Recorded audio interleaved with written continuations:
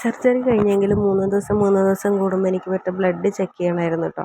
അതിന് ശേഷം ഞാൻ അവിടെ നിന്ന് തല്ലു പിടിച്ചൊരു ഐസ്ക്രീമൊക്കെ വാങ്ങിച്ച് മെല്ലെ ഇറങ്ങിയായിരുന്നേ. ഇതെന്നെ കാണിച്ച ഹോസ്പിറ്റലാണ് കേട്ടോ, സബൈൻ ഹോസ്പിറ്റൽ. ഗർഭിണികൾക്കും പിന്നെ ഗർഭസ്ഥ രോഗങ്ങളായിട്ട് വരുന്ന എന്തൊക്കെ അങ്ങനെ കുറച്ചൊരു സംഭവങ്ങളുണ്ടല്ലോ, അങ്ങനെ മാത്രം കാണിക്കാവുന്ന ഹോസ്പിറ്റലാണ്. ഞങ്ങൾ ബൈക്കിനാണ് പോയിരുന്നത്. തിരിച്ചു വരുമ്പോൾ കുറച്ച് ചിക്കൻ്റെ പാർട്സും വാങ്ങിയിട്ടുണ്ടായിരുന്നു കേട്ടോ. വീട്ടിൽ വന്നതിന് ശേഷം ഞാൻ വരുമ്പോൾ ഒരു കൊറിയർ കൊണ്ടുവന്നിട്ടുണ്ടായിരുന്നു. 2-3 മാലകൾ, ഓർണമെൻറ്റ്സ് ഞാൻ മേടിച്ചിട്ടുണ്ടായിരുന്നു. അത് കുറച്ച് നേരം ഇടാൻ കിട്ടാൻ വേണ്ടി എൻ്റെ മോള് കാണിക്കുന്ന പ്രഹസനമാണിത്. അപ്പോൾ ഞാൻ പറഞ്ഞു, എൻ്റെ കാല് കടയുന്നുണ്ട്, നിൻ്റെ അച്ഛൻ്റെ കയ്യിൽ എനിക്ക് ഊഞ്ഞ് തരാൻ പറ, ഞാൻ പറഞ്ഞാൽ കേൾക്കില്ലെന്ന് പറഞ്ഞു. അച്ഛനാണെങ്കിൽ കേട്ട പാതി കേൾക്കാത്ത പാതി മകൾക്ക് കുറച്ച് നേരം മാല കിട്ടട്ടെ എന്ന് കരുതിയിട്ട് വന്ന് ഊഞ്ഞ്. നോർമലി നമുക്ക് എന്തെങ്കിലും പേരുണ്ടെന്ന് പറഞ്ഞാൽ ഇതിനൊന്നും ചെയ്ത് തരത്തില്ല. മോളിലൊരാവശ്യം പറഞ്ഞപ്പോൾ ഒരു മടിയും കൂടാതെ ഇരുന്ന് ചിരിച്ച് ചെയ്യാം. മോളാണെങ്കിൽ എന്നെ ഉമ്മ വെച്ച് മയക്കുന്ന, ഏട്ടനും ഉമ്മ വെച്ച്, അച്ഛൻ 1 മണിക്കൂറെങ്കിലും ഒഴിഞ്ഞു കൊടുക്കച്ച, എന്നാലും എനിക്ക് 2 ദിവസം ഇടാൻ തരത്തുള്ളൂ എന്ന് പറഞ്ഞ് പിടിച്ച് ഒഴിഞ്ഞു തരികയാണ്. അച്ഛൻ്റെ ഒരു ക്ഷമ കണ്ടപ്പോൾ ഞാൻ ഞെട്ടിപ്പോയി.